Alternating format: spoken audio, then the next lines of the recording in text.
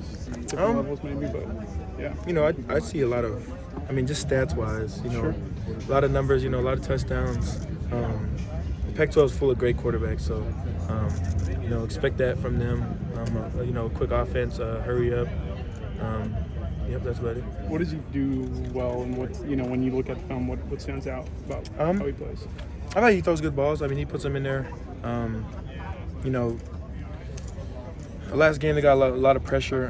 We're, you know, definitely watching that, keeping an eye on that. But you know, I feel like he handles himself well. You know, especially coming into the, you know, the Pac-12. You know, I really respect what they're doing over there. So, yeah. After missing 3 weeks, what was it like returning to play? I mean, it was really 4, if you count, you know, from San Jose, you know, to, you know, that week, and then another week, and then the bye, and then the whole week until the game. Man, it was a little weird for me, you know. And I'm sure, you know, a lot of people seen it, but I just didn't feel like myself. Maybe hesitating a little bit, but that's just, you know, me knocking off the rust. Even in practice today, you know, I felt a little different today. So, you know, just kind of taking it step by step. You know, trying to keep my head down and keep working. So, yeah. How did your game conditioning feel throughout? I felt fine. When I wasn't playing, I was running every day, working out. So I'm conditioned. So I'm good. Which of your teammates last game were you most impressed with? My teammates last game? On the defensive side. I don't know, man. I'm seeing a lot of good stuff from the D line, man. I love it.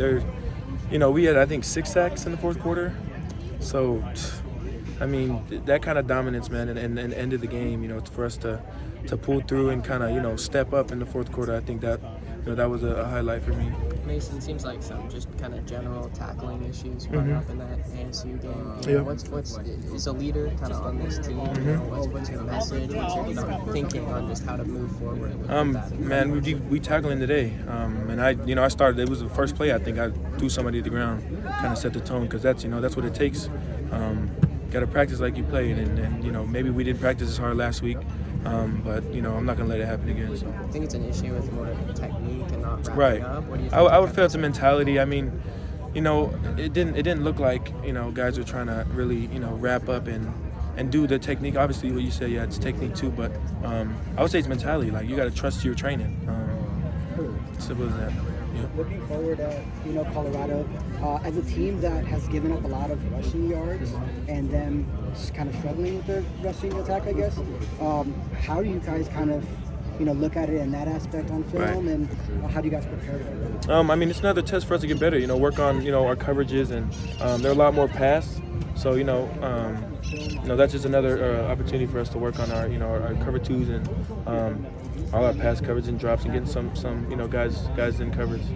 Mason, seems like Colorado is the kind of team that kind of thrives off of, you know, what people say about it, and this and that. And, you know, again, as a leader, you know, is there an attitude that you want to make sure these guys kind of don't give them anything to feed off of or anything like that? I mean, we're worried about getting better as a team.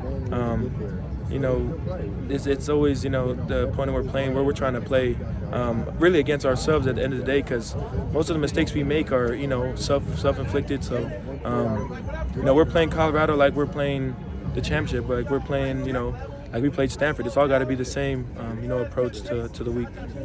Any part of you as a defender excited to go against Coach Prime? Oh man, awesome! You know, one of the goats. You know, I think it'd be cool to, you know, to see him on the field and kind of be in his presence. So I think that'd be awesome. What changes, if anything, when you have such an early game in your prep? I mean, yeah, it's gonna be a little different, but you know, we practiced at 6 a.m. On the field, so I don't think it's gonna be, you know, anything too crazy. Any extra conditioning just because of the altitude? I would say extra hydration. You know, pushing us a little bit more in practice. You know, I mean, I feel like that's just happening naturally.